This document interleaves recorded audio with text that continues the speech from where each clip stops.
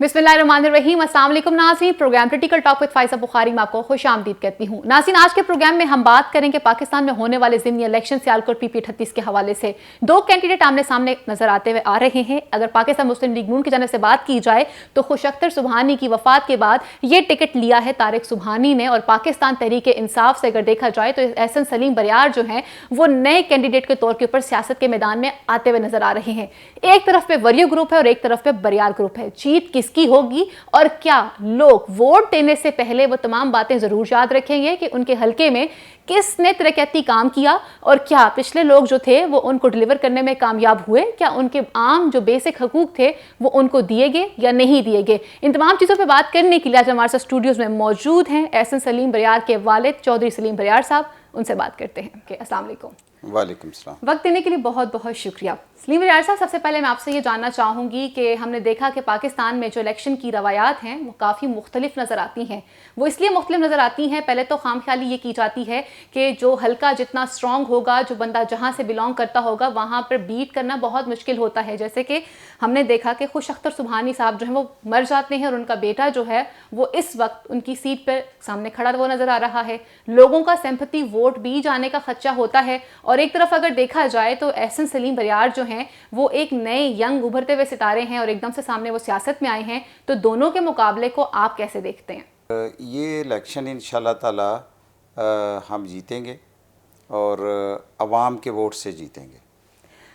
सलीम बरियार साहब, हमने एक और चीज़ भी देखी है कि इस इलेक्शन को दो तरह से काफ़ी ज़्यादा अपोजिशन जो है वो इसको शोर शराबा भी कर रही है। आपका जो अपोजिट ग्रुप है सुबहानी ग्रुप, वो इस वक्त काफ़ी शोर डाल रहा है कि जी ये जो इलेक्शन है इस पे काफ़ी ज़्यादा जो है वो चीज़ें असरअंदाज होती हुई नज़र आ रही हैं। बिलखुसूस जैसे कि आपके अजीज़ हैं ताहिर खुर्शीद साहब, अपोजिशन ग्रुप जो है बारहा दफ़ा उनका नाम ले रहा है, सोशल साइट के ऊपर बारहा दफ़ा ये कंपेन की जा रही है। इस हवाले से आपका क्या कहना है? देखिए, अपोजिशन को हम बात करने से रोक तो नहीं सकते जी, लेकिन एक तो बात यह है कि हर बंदे के जो है हमारे माशरे के अंदर अजीज़ोकार जो हैं वो बैठे होते हैं सरकारी। जैसे हमारा जो अपोजिट कैंडिडेट है मेरे बेटे का, उसका जो ससुर है उसका नाम है कैप्टन खालिद लतीफ़ जी, और कैप्टन खालिद लतीफ़ साहब जो हैं वो ग्रेड 22 से थोड़ी देर पहले रिटायर हुए हैं। जी, और जब इस बच्चे की शादी हुई थी हमारे मुखालिफ कैंडिडेट की तो उस वक्त तो कमिश्नर गुजरांवाला थे। जी, तो इस लिहाज से आज भी उनका ब्यूरोक्रेसी में उतना ही असर है जितना मेरे अजीज़ का है। जी, और इसका एक अपना बेनोई इस वक्त जो है वो सूबाई सेक्रेटरी है इधर पंजाब गवर्नमेंट में। तो ये बात करने की होती है, ये बस इल्ज़ाम लगाते जाते हैं। मुझे ना तो अपने किसी रिश्तेदार की मदद की ज़रूरत है, अल्लाह का मेरे के फजल है। टिकट जब पार्टी ने दी तो पार्टी ने सारी चीज़ें चेक करके हमें टिकट दी कि ये हमारे बेहतर कैंडिडेट हैं। इस वक्त जो हमारा डिस्ट्रिक्ट के अंदर इलेक्शन हो रहा है ये दो पार्टियों के अंदर और दो ख़ानदानों के अंदर हो रहा है जी, एक है मुस्लिम लीग नून और दूसरी है पीटीआई जिसमें मेरा बेटा जो है वो कैंडिडेट है, और दूसरा लोकल हमारी है बरियार फैमिली और उधर है वरियो फैमिली। तो ये दो फैमिलियों का भी इलेक्शन है। इसमें तीसरा बंदा कोई नहीं है, ना तो कोई हम पंजाब गवर्नमेंट से आप देखें ना तो कोई मिनिस्टर जा रहा है जी, और ना ही मैंने कहा कि कोई ना आए, चूँकि हमारा टाइम वेस्ट होता है। हम किसी की मेहमान नवाजी नहीं कर सकते, हम वोटों में जा रहे हैं। आपका फोकस जो ज़्यादा इलेक्शन कंपेन सारा इलेक्शन कंपेन पे है, तो इसलिए उनकी सिर्फ इल्ज़ाम तराशी है और इसमें कोई हकीकत नहीं है। ठीक। एक तरफ हम देख रहे हैं कि लोग जो है वो ईद कुर्बान की तैयारियां भी कर रहे हैं, लेकिन पूरे पाकिस्तान के अवाम का जो फोकस है वो होने वाली इलेक्शन पर है। मैं इसलिए बार बार पूछ रही हूँ क्योंकि सलीम बरियार साहब, हमने ये भी देखा कि जब डस्का में इलेक्शन होता है तो वहाँ पर बहुत दफ़ा शोर डाला गया कि सियासी असर रसूख जो है वो इस्तेमाल किए गए हैं, अपोजिशन शोर डाल रही थी। आप इस हवाले से क्या कहेंगे कि जो आने वाला इलेक्शन का दिन है और जिस दिन दो कैंडिडेट्स आमने सामने खड़े होंगे, पाकिस्तान तहरीक इंसाफ और पाकिस्तान मुस्लिम लीग नून, इस हवाले से आप क्या समझते हैं कि इलेक्शन की तैयारी किस तरह से कर रहे हैं आप, और पोलिंग के अमल को किस तरह से शफाफ बनाया जा सकता है? इसमें मेन चीज़ जो हमारे इंशाल्लाह जो इलेक्शन जीतने की वजह बन रही है जी, वो ये है कि पहली दफ़ा चूँकि जो हुकूमती पार्टी होती है ना उसके अंदर इख्तलाफ होते हैं। कोई कहता है मुझे ये सीट नहीं मिली, कोई कहता है मुझे ये इक़्तिदार में रहते हुए इख्तलाफ होते हैं। डस्का में भी ये हुआ कि पार्टी इकट्ठी नहीं थी, लेकिन ये इलेक्शन है ऐसा कि जिसके अंदर पूरी पीटीआई इकट्ठी है। पीटीआई का एक वर्कर और से लेके डिस्ट्रिक्ट की पूरी हमारी जो वहाँ पे हमारे दोस्त बाकी पीटीआई के रहनुमा हैं, सीनियर लोग, वो सारे इलेक्शन में इकट्ठे हैं जी तो इसलिए ये इलेक्शन जो है ये डस्का से बड़ा मुख्तलिफ इलेक्शन है जी। और इसमें फिर एक और मैं इजाफा करूं कि जो मौजूदा इस वक्त प्राइम मिनिस्टर साहब की पोजीशन है ना जी ये अवाम में पहले से बहुत बेहतर है। ठीक जो इस वक्त रिलीफ दिया गया ना गरीब आदमी को बजट के अंदर जी। और फिर हेल्थ कार्ड दिया गया है, एहसास फिर प्रोग्राम मुताबिक एहसास प्रोग्राम गया, फिर इसके अंदर नौजवान प्रोग्राम है। तो इस तरह के प्रोग्रामों से आवाम को बहुत फ़ायदा हुआ है। सही। और फिर जब कोरोना आया तो ये गवर्नमेंट ने पैसे पहले भी दिए और अभी तक भी देते जा रहे हैं। सलीम बरियार साहब, आपने इतनी खूबसूरती से बताया कि गवर्नमेंट के प्रोग्रामों के हवाले से, लेकिन अपोजिशन तो बारहा दफ़ा ये शोर डालती है कि खान साहब तो डिलीवर करने में नाकाम रहे हैं। वो खान साहब जो तब्दीली की बातें किया करते थे, ये अपोजिशन बारहा दफ़ा इस बात को रिपीट कर रही है और इस वक्त इलेक्शन कैंपेन में बारहा दफ़ा ये कहा जाता है कि वो लोग जो तब्दीली की बातें किया करते थे उन्होंने आवाम को तो तब्दीली के नाम पर महंगाई का तोहफा दिया। अपोजिशन का काम है कि वो अपनी बात करे, जी। हुकूमत का काम है कि वो अपना काम करे। जी ठीक है, पहले 2-3 साल इतना काम गवर्नमेंट नहीं कर सकी, जी। महंगाई भी बढ़ी और इसके ऊपर लंबी बात हो सकती है लेकिन मैं इलेक्शन में ही रहना चाहता हूँ। जी ज़रूर। महंगाई बढ़ी और लोगों को फिर यकदम कोरोना आ गया और पूरी इंडस्ट्री एक दफ़ा बजाय ऊपर जाने के नीचे चली गई।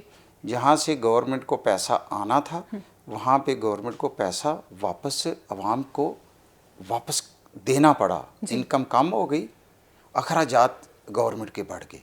और अल्लाह का शुक्र है कि आप देखें कि हमारी इस गवर्नमेंट जो है इमरान खान साहब ने कैसे अच्छे तरीके से अच्छी पॉलिसी से कोरोना से भी अल्लाह के फजल से हम बाहर निकले। बिल्कुल। और फिर इकानमी बेहतर हुई। अब एक्सपोर्ट, मेरा बिजनेस एक्सपोर्ट का बिजनेस है। अब मैं आपको बताऊं कि हमारी अपनी एक्सपोर्ट जो है ना, मेरी अपनी जी। ये पिछले साल से 200% ज़्यादा हुई है। ये आप एज एक्सपोर्टर, मैं एज एक्सपोर्टर कर रहा हूँ बिजनेसमैन बता रहे और हैं। हमारी ओवरऑल जो सियालकोट की एक्सपोर्ट है ना पूरे पिछले साल से जी। वो कोई 33% बढ़ी है, सारी मिक्स प्रोडक्ट मिलाई। तो जब एक्सपोर्ट बढ़ी है तो इसका मतलब है कि जो एक्सपोर्ट बढ़ने में प्रोडक्ट जिन्होंने बनाई, वर्कर को रोज़गार मिला, उनको पैसा मिला, इनकम बढ़ी और तो इकॉनमी खुद ब खुद ऊपर चली गई। और मैं हमेशा से कहता हूँ कि इस मुल्क में जितनी देर तक एक्सपोर्ट नहीं ना बढ़ेगी इस मुल्क के मसले हल नहीं हो सकते। और इंशाल्लाह ताला गवर्नमेंट की अच्छी पॉलिसी की वजह से एक्सपोर्ट बढ़ रही है। सियालकोट में 2 ग्रुप आमने सामने हैं। जैसे आपने कहा कि ये 2 ग्रुपों का, 2 बरादरियों का, 2 पार्टियों का इलेक्शन है। अगर बरादरी के हवाले से बात की जाती है तो एक तरफ पे वरियो ग्रुप और एक तरफ पे बरियाल ग्रुप है। आप क्या समझते हैं कि बाकी दीगर बरादरियाँ जो हैं या बाकी दीगर जो ग्रुप हैं उनका आपके साथ किस तरह का कोऑर्डिनेशन है और इस इलेक्शन कैंपेन में आप क्या क्या महसूस कर रहे हैं कि कहाँ कहाँ जो है वो कमी जो है वो अपोजिट पार्टी ने छोड़ी है जिसे इलेक्शन के बाद आपने कवर करना है? गवर्नमेंट पार्टी नहीं, जो अपोजिशन ने छोड़ी जी, अपोजिशन ने जो कमियां छोड़ी हैं। अपोजिशन ने तो काम वहाँ पे किए ही नहीं है ना। तो पिछली दफ़ा उनके यही 5 साल पहले भी उनके एमपीए थे जो भी अल्लाह बख्शे वो सुबानी साहब दुनिया से चले गए हैं तो उस वक्त भी कोई डेवलपमेंट नहीं हुई और अब भी कुछ नहीं हो रहा।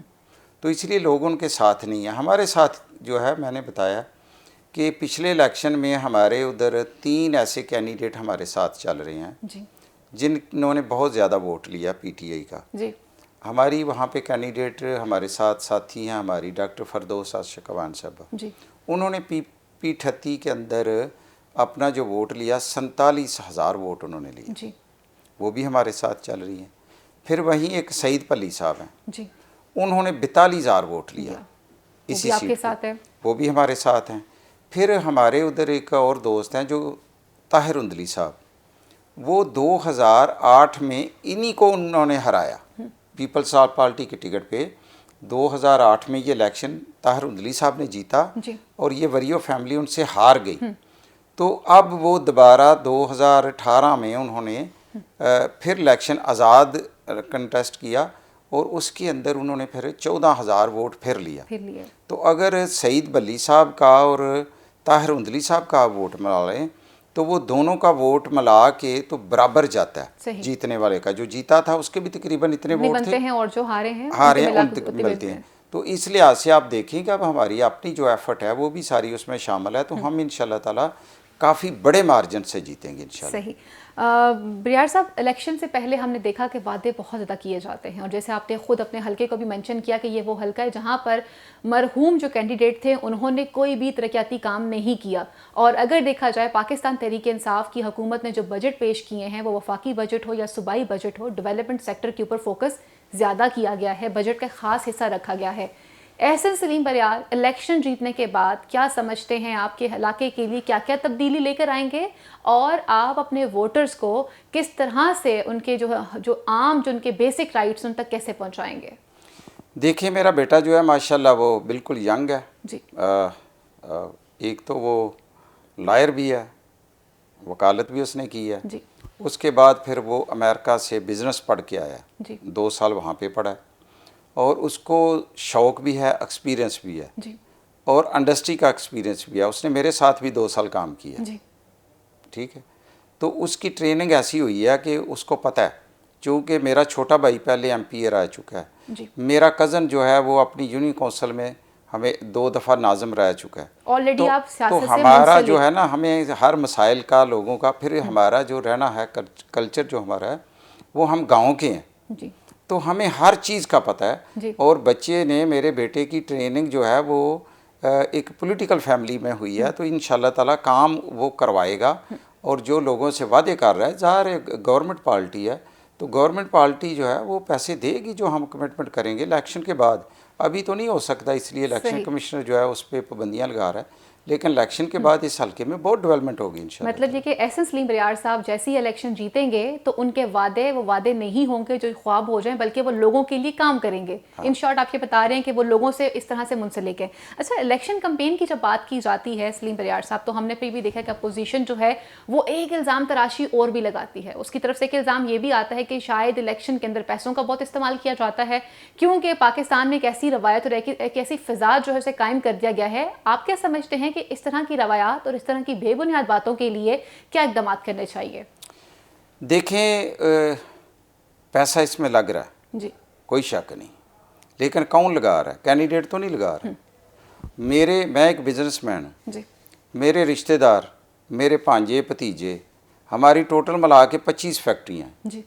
तो अगर 25 फैक्ट्रियों वाले अपने अपने तौर पे कोई बैनर लगा रहा है, कोई स्टिकर दे रहा है, कोई कुछ कर रहा है, तो उसको हम रोक तो नहीं सकते। तो हमारा उनके साथ एक वर्तन है, हमारी बरादरी और हमारे अजीज़ों का, यार दोस्त सारे खाते पीते हैं, अल्लाह का शुक्र है, तो वो सारे लगा रहे हैं। तो इसमें कौन सा मसला है?